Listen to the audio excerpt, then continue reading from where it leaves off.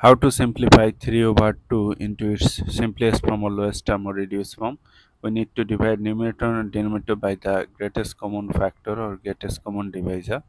1 times 2 equal to 2, so 1 and 2 are the factors of 2. 1 times 3 equal to 3, so 1 and 3 are the factors of 3.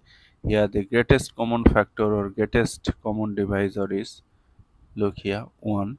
So if you divide this 3 by 1 and 2 by 1, you are getting 3 over 2.